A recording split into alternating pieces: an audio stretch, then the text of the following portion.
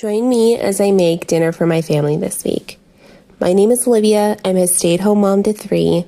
I make homeschooling content, mommyhood content, lifestyle content, and we're starting the week off with chicken marsala. This is one of my mom's favorite meals. She taught me how to make this. This has always been something that she really enjoys, and she made it for my kids and they enjoyed it too. So I'm taking some chicken breasts, and they're already pretty thin or I would have pounded them out. So I'm just butterflying them, and I'm gonna season them with some salt and some pepper. And then I'm putting them in a mixture of a gluten-free flour. I'm using cassava flour this time. I'm coating both sides. It has some seasonings in it. I will go ahead and put the recipe that I use linked down below for all of these meals.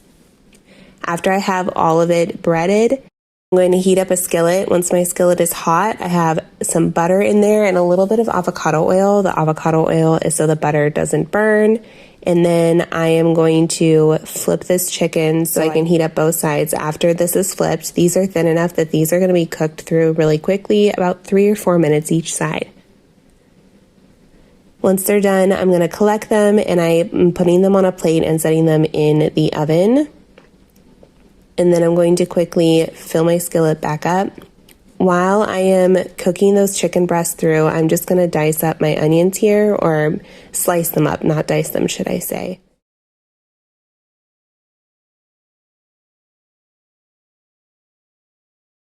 I picked these green beans fresh from my garden. I also picked that zucchini. I asked the kiddos which ones they wanted this night for dinner, and they said green beans. So I am cutting off the end of the green beans, and then I am going to steam those in a little bit.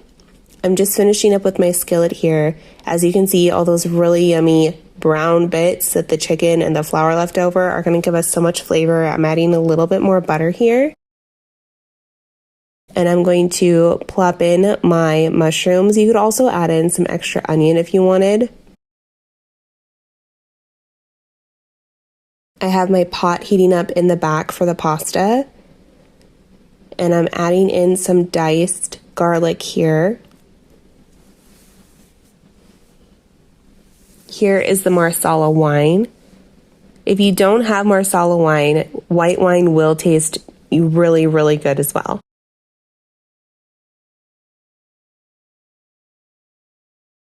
This is going to be, I'm doubling this recipe. So this is going to be about 2.5 cups of chicken broth, and I'm adding about a cup of heavy cream, and I'm going to just simmer that down. And here I'm adding some tagliatelle pasta. This is a gluten-free brand that I use really often by Jovial.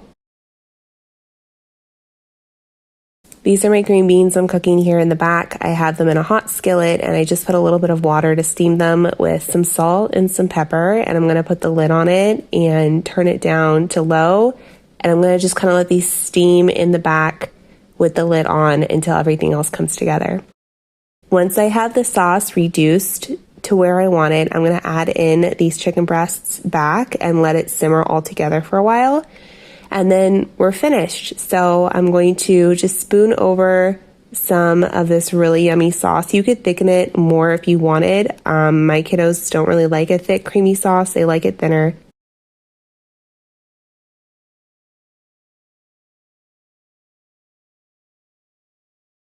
All right, so this is just a 1-pot meal that I'm throwing together today. This is a 1-pot pork skillet. It's pork because that's what I had pulled out. You could have any ground meat in here, and honestly, this is such a versatile dish.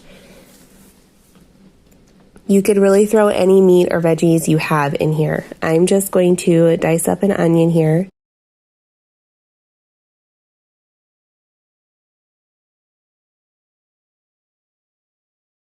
This is that zucchini from yesterday, so this is what's going to be for the vegetable. In here today, you could use so many things. You could use green beans. If you didn't even want to use meat, you could use black beans or pinto or kidney beans as your base as well. I'm going to dice these up pretty small. I'm breaking up my pork here.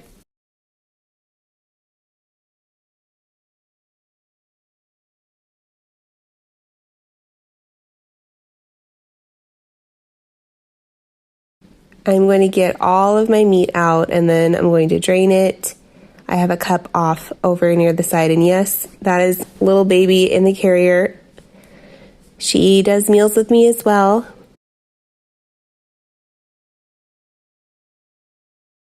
This pot still has a little bit of the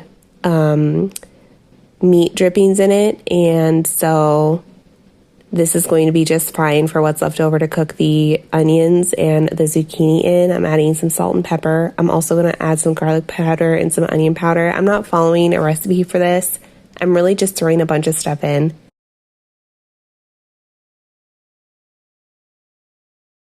All right, I've got a big can of diced tomatoes. I also have a can of these diced green chilies. You could add in bell peppers to this.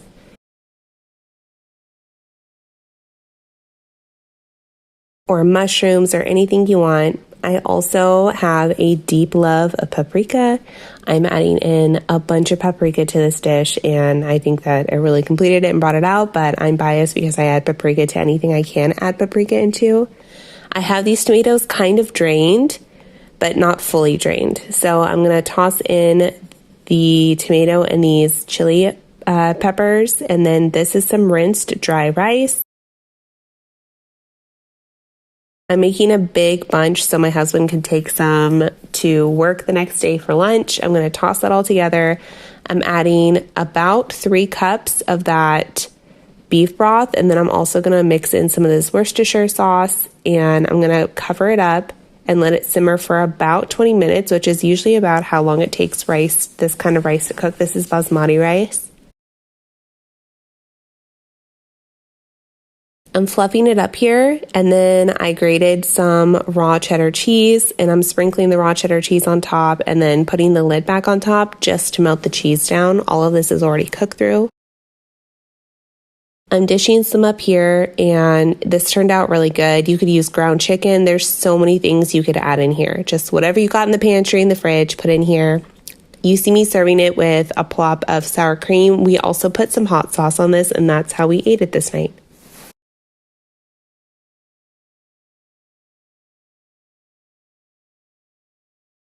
I am making some grilled chicken skewers. This is a newer cookbook by Kristen Cavallari that I recently got, and I have to say it's actually really good. I really enjoy it. I will put what the marinade is, which recipe of hers from her book, linked down below, so I'm just throwing that in. Most of her cookbook is things that my family eats regularly anyway. It's just kind of refined. I'm kind of like a throw everything in the bowl sort of person. That's just kind of how I cook, and that works, but I like getting a new cookbook here and there for some new inspiration. These are a bunch of chicken tenders from an heirloom pastured chicken company, and I'm just cleaning the little tendon bit out of the tenders there. These went into the fridge, and it marinated for the rest of the afternoon. This is how I loaded up my skewers. I have some metal skewers. I can't recommend them highly enough. Wooden skewers always burn for me, no matter how long I soak them for. So I am just loading these up on all of my skewers here. I'm not pushing them together too tightly because I do want to leave some room for them to cook through. I had a bag of some of these Brussels sprouts in my fridge. I need to use. How I clean them up is I take off the bottom little leaves, I slice off the ends, and then depending on how big they are, I cut them in half. I'm also going to make some smashed potatoes on the side. I'm going to Instant Pot cook them through first, and then I'm going to pop them under the broiler. So here I have about a cup of water underneath my little trivet inside of my Instant Pot, and I'm going to place these in whole, except for the biggest ones. I'm going to cut those 2 in half. And I set my Instant Pot to manual for, I'm pretty sure this was 6 minutes. This is one of the ways that I cook up my Brussels sprouts that my kids like the best. I have a hot skillet there, and I put a little bit of oil in, and I make sure that a flat piece of the Brussels sprouts has been put down. And then they really like when I chop up some ham in it. I've got some garlic powder going in here, some salt and some pepper. Obviously, if you have bacon to prepare, bacon's going to make your Brussels sprouts the best, but I just did not have the time to do that. I'm also pouring in just a little drizzle of some maple syrup to make it a tad sweet. I'm gonna sear these up and get them kind of brown first, and then I add in just a couple tablespoons of water. I mix this in, and then I'm gonna put the lid on and let them steam down. Here I have the grill on. I'm gonna turn the heat down just a little bit so it's not super, super hot, and I'm gonna spray it here with I know that looked dramatic. I'm going to spray it there with an avocado oil spray just so it's a little bit more non-stick. And then I'm going to place my skewers on and I'm going to close the lid so they cook up nice, and I'm going to come check them about every 4 minutes. I'm using that avocado oil spray also on this cookie sheet that I'm going to put the steamed potatoes on. And then I'm going to take a big heavy mason jar after I spread them out, and I'm going to flatten all of them and smash them nice and flat. This is going to make lots of ridges and make it able to be crispy. If you guys have not had smashed potatoes, they are delightful. I'm going to drizzle some more actual avocado oil on top, sprinkle with some sea salt, some black pepper.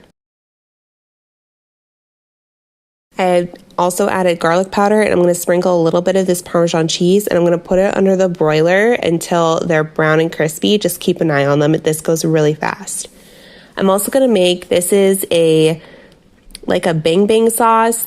There's lots of different versions of this all over the place. There's also a version in the same cookbook that I use the marinade in. I've been making this sort of thing for years and years, and so this is kind of just something that is really easy for me to throw together that my kids like dipping chicken and veggies into.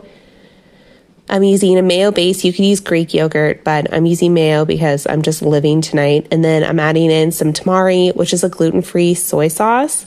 I'm also adding in here some toasted sesame oil and also some honey. If I had a lime, I also would have squeezed that lime in there, but I did not have a lime. And I'm using up a little bit more of my precious sriracha that I am almost out of.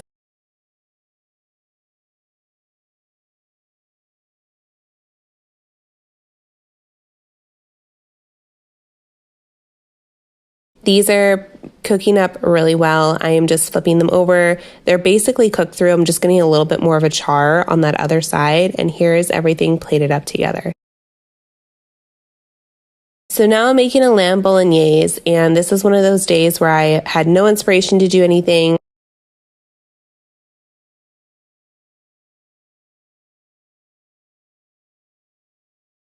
I knew I had this bag left over from tomatoes that grew last year in my garden, so I pulled them out. They're still frozen. If I had let them thaw in the sink, this would not been quite so thin, but I think it turned out just fine.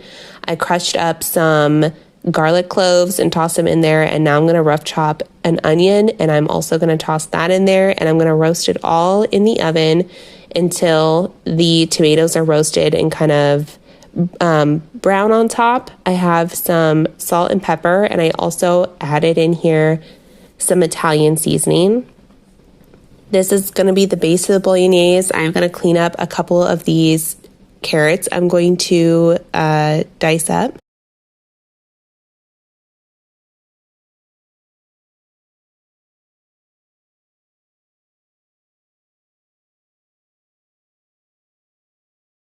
Bolognese is one of those things that I just kind of use what's in the fridge. I typically have at least half an onion and some carrots that I can chop in here. If I had celery, I would have put that in too.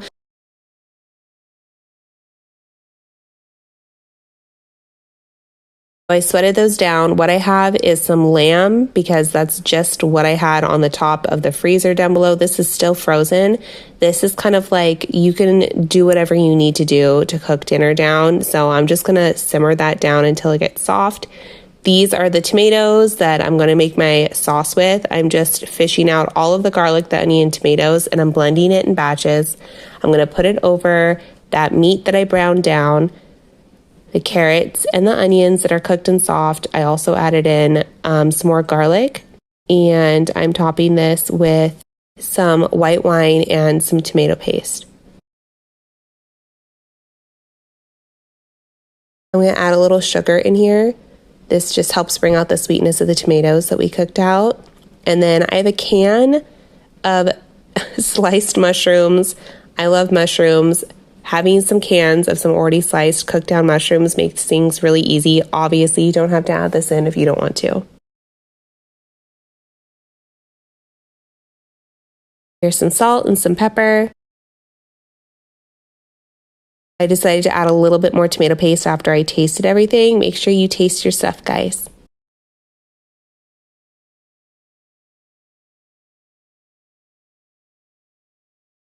This is going to be cooking down for a couple of hours. Here I have some fresh basil from my garden too. It was actually picked the day before I cut this up, so it looks a little wilted, but I'm just going to chop this up pretty small. And with fresh herbs, I try to add them towards the end of cooking. Dried herbs I try to add towards the beginning. I feel like it just helps retain its flavor depending on the herb, but so that's the sauce all done. And I cooked up some gluten-free spaghetti.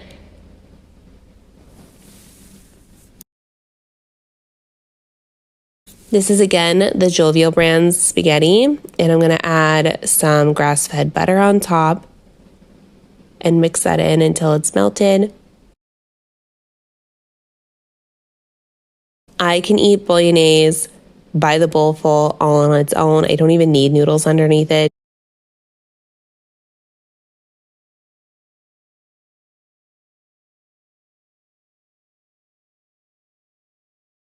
Here I have it dished up with some Parmesan cheese sprinkled on top, and then a couple of us like red pepper flakes as well.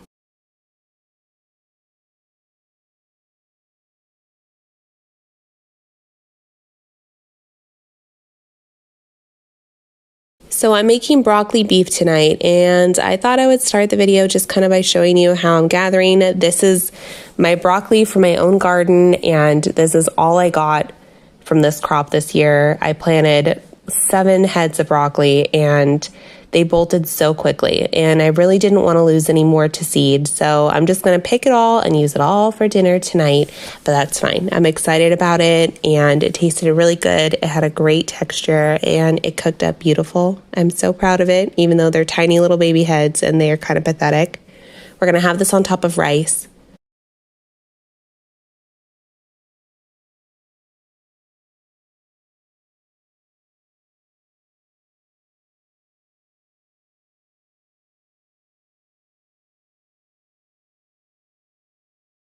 Here I am slicing up my broccoli. The stems went to the chickens, so nothing went to waste. This is a piece of beef that I had marinated earlier just in some steak sauce because I wasn't sure what I was going to do with it, and then I remembered I needed to get that broccoli out of the garden, so I'm searing both sides of it.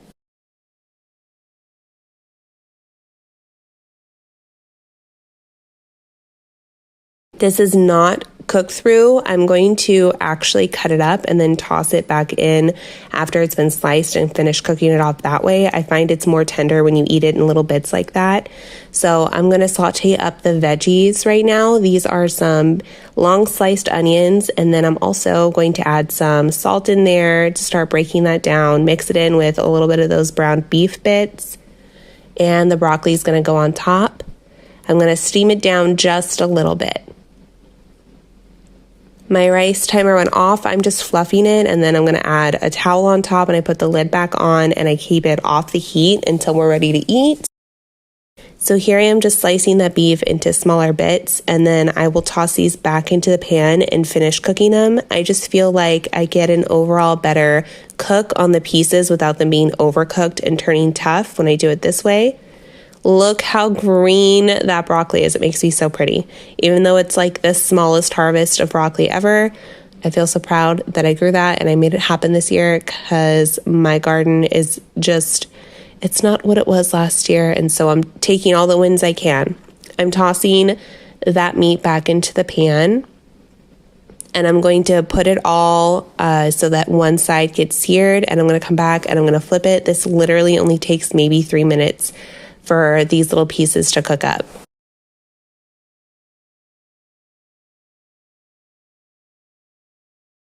Now I'm just going to kind of mix up a stir fry sauce. It's a mixture of some tamari, toasted sesame oil, some onion powder, garlic powder, a little rice wine vinegar, a little bit of fish oil, fish sauce, just a touch, and some maple syrup. There's already salt and pepper in the pan, and I also put a little bit more white pepper. I'm also putting some ginger powder in here. So these are cooked down all the way. I'm going to add the vegetables back in. And then I'm going to pour that sauce over the top, and we're going to let it simmer all together.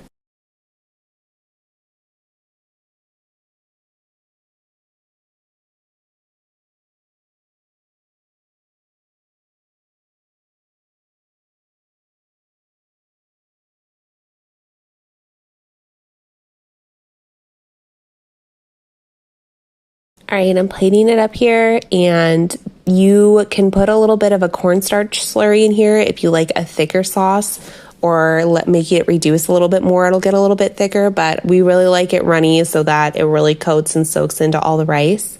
So I'm just dishing up some of the vegetable beef, the broccoli beef, adding over top some more of that sauce that we put together.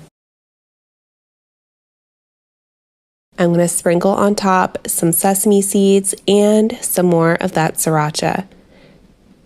And this was the last meal of the day because we went out one night and then my son made dinner one night, which was a real treat. Thanks guys for watching. I'll see you next time.